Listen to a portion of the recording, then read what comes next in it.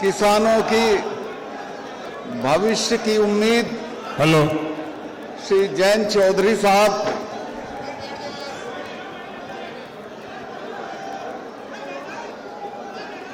भाई सचिन पायलट साहब, धर्मेंद्र यादव जी, माननीय जयंत जी, धर्मेंद्र यादव जी, सचिन पायलट जी, चारू चौधरी साहिबा और चौधरी साहब की पौधशाला के तमाम जो उनके बनाए हुए लोग हैं स्टेज पे, उन सब का मैं अभिनंदन करता हूं। मैं एक हफ्ते से बीमार था, लेकिन मैंने हिम्मत करके तय किया कि भरतपुर जरूर जाना, क्योंकि चौधरी चरण सिंह जी की जयंती पे जाना ऐसा है जैसा गंगा स्नान करने जाना। सभी आगे से बैठ जाए, पीछे वालों को नहीं दिखाई दे रहा है, सभी बैठ जाए भाई। जिंदगी में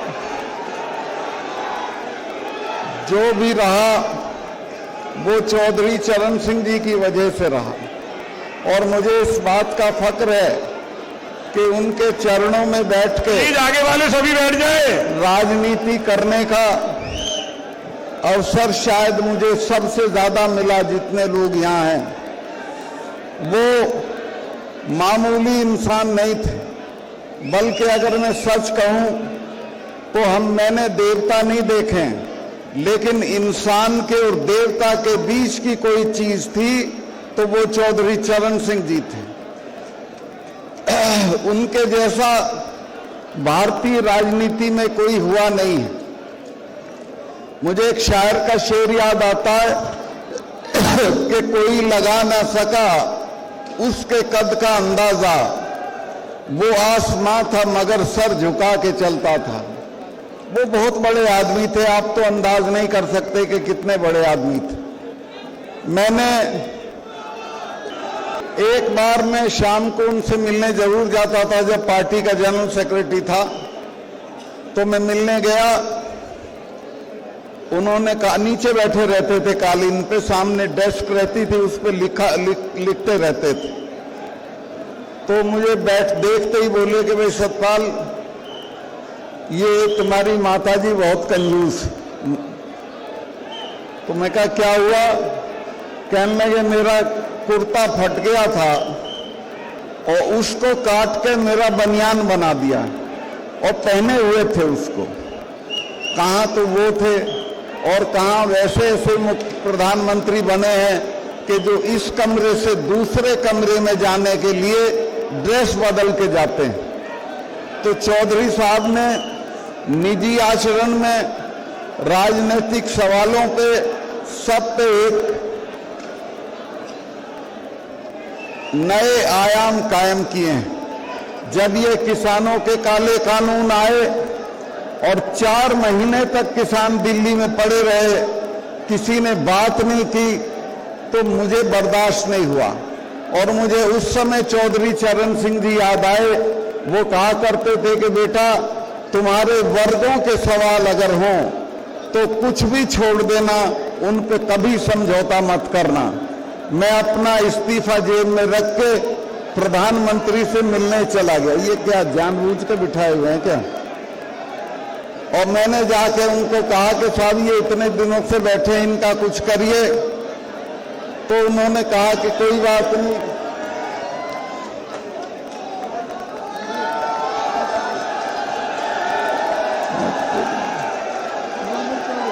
अच्छा अच्छा,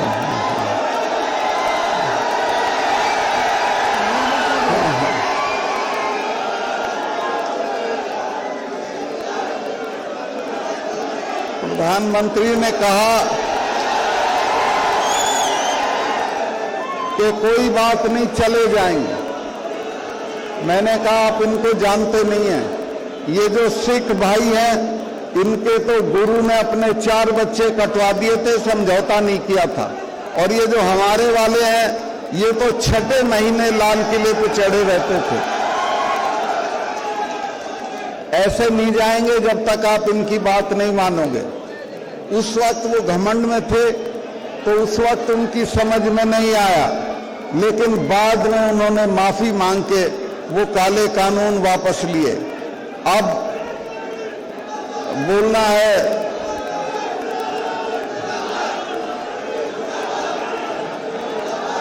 मैं अब आपके बीच में ज्यादा समय नहीं आपका लेना चाहता हूं, सिर्फ इतना निवेदन करना चाहता हूं कि किसानों का धरना खत्म हुआ है, अभी लड़ाई खत्म नहीं हुई। लड़ाई लंबी चलनी है और उस लड़ाई में कामयाबी हमारी तभी होगी जब हम एकजुट के इकट्ठा होकर रहेंगे।